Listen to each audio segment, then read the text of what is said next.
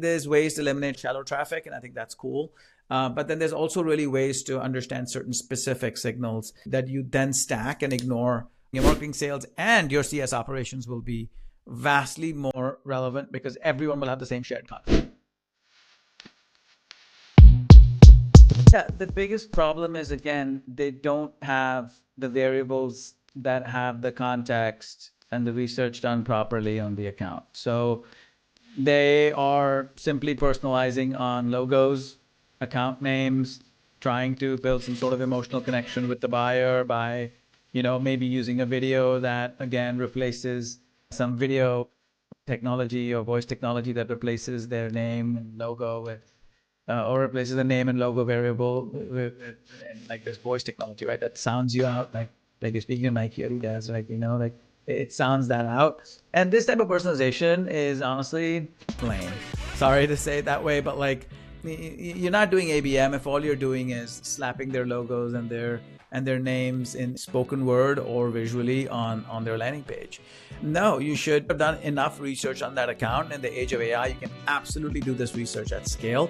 Then define variables that take this research and put it on the page and talk about what you learned about the account. Hey, we know you use Shopify. Hey, we know you have a catalog that is a fast moving catalog. And we know that merchandising this type of catalog requires certain algorithms, and here they are. We built them, and they're relevant to you, Mr. Toy Company, selling toys in Germany, right? So this type of ABM requires you to just do better account research, and then the rest of it is easy. Just pop it in the variables and pop it in the personalization system, and it'll update the website, right, with those variables. So I think when I audit these websites, I see ABM that's just, my pitch, but thrown your company name and your company logo and possibly your lead name voiced out in a video. And then this is just, everyone knows that this is just lazy.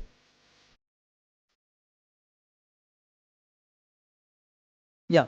The heart of this, comes to, I'll speak to it technically, like it just comes to this visitor identification or identity resolution technology that is has been around for a long time now. So if you're sending an outbound email, encode your links with their email address. So when they show back up on the website, we're able to understand who came from that email campaign and who that lead is that came back to the website. Secondly, now you can use visitor identification technology on the website, although there's some arguments about, the coverage that it has, but you can use technology like RB2B and others that allow you to identify the visitor that's visiting on the website and be able to look at traffic that way and maybe match it up with the email that you sent.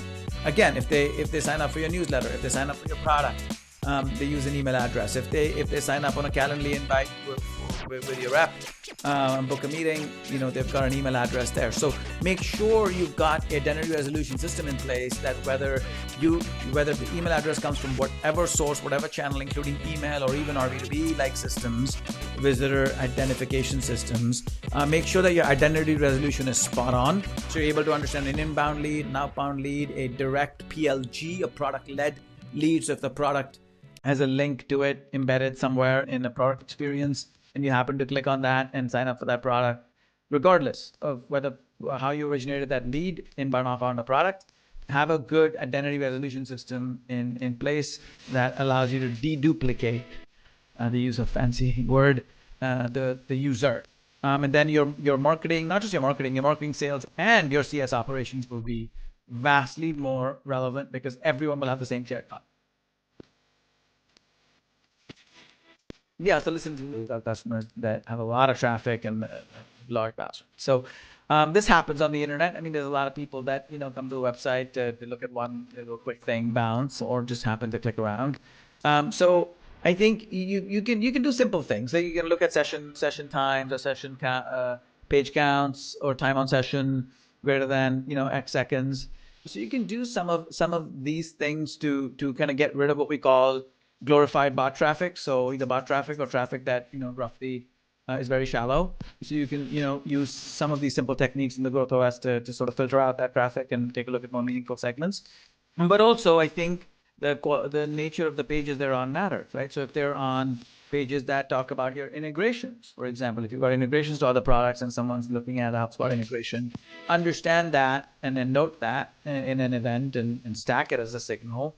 If someone's looking at your pricing page and certain plans, and now, so they've got HubSpot now, let's say they're on the HubSpot integrations page, then they're looking at, your SMB plan, for example. Now you stack a couple of signals. Now they watched another one of your videos about your HubSpot integration for 5 minutes. That's a third signal. So I think there's ways to eliminate shadow traffic, and I think that's cool.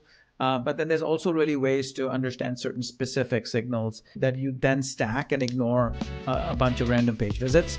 And you've got the beginnings, again, of a proper segmentation system and an outreach timing system.